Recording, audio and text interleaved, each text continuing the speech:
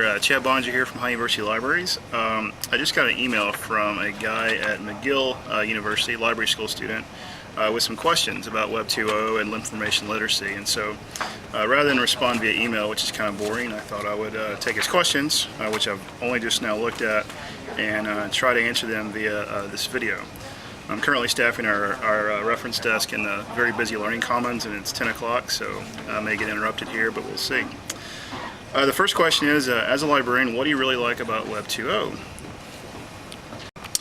So I think Web 2.0 is cool for librarians because it enables us to basically step away from our traditional roles as being just a librarian that works like a reference desk or just that is only available via the phone or to walk in. So Web 2.0 does kind of afford you all the different opportunities to reach you out beyond the more traditional boundaries of the physical library building. The next question is, what are the main strengths of Web 2.0 applications such as your blog in delivering information literacy? So I think the main strength kind of is in the title of Web 2.0 and the fact that Web 2.0 technologies are on the web. So those kind of allow us to basically take content, if you will, a brain dump from your head as a reference librarian or whatever, and put it on the web so that other people can find it via Google search, via a link you sent them via email or an IM, or searching your website, that sort of thing. As far as delivering information literacy, typically what I try to do, most of my content is tool driven. So if you have a problem as far as trying to find a list of companies and rank them according to sales or whatever, I typically will show them like Hoover's or Mergent or something like that. I don't really try to do too much as far as talking about critical thinking or evaluation, but I do kind of try to show them what kind of information is available for public, private companies, niche industries versus large industries, that sort of thing. So I don't really do the, okay, here's the 5 or 6 steps of information literacy. I don't really do that component, but I do try to put those nuggets in there with some of the tools that I show them.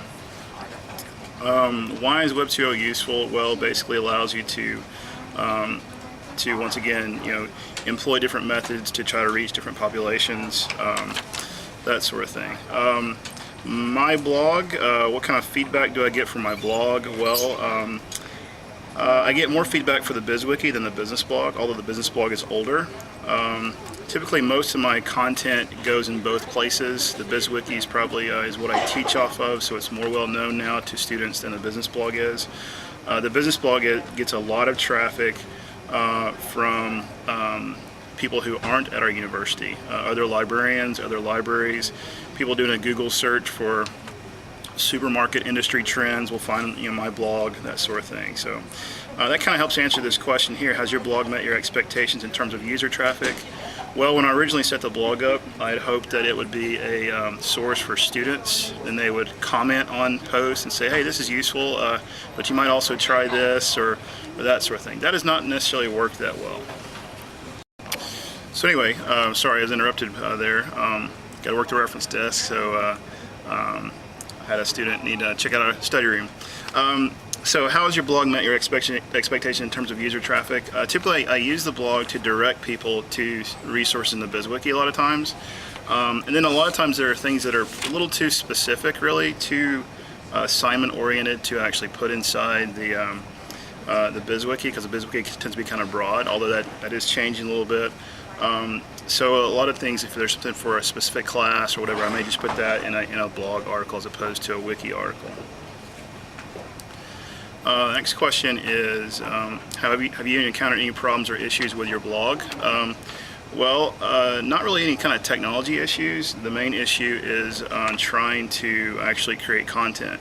Most of my content is user driven, in the fact that when I get questions about a particular assignment or project, that's kind of how I'll create content for the blog. That's how that works.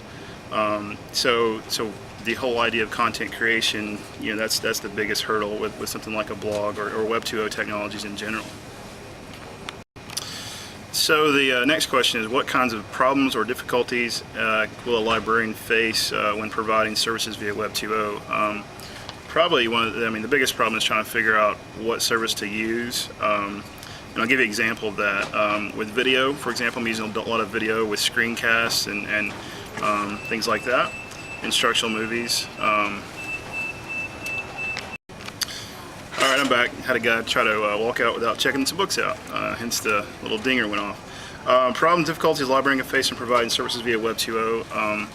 Like I was talking about before, with the video, right now I host some of my videos at blip.tv. That's where most of my content goes.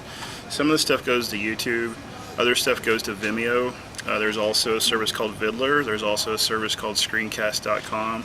So it's a matter of trying to figure out where in the world you're going to stick your stuff, and then also trying to remember where you've stuck it. So that can be a little challenging. Another issue too is that some of these companies haven't really seen it just yet, but you know, in the .com era, some of these companies were very fly by night. You know, they were here today, gone tomorrow.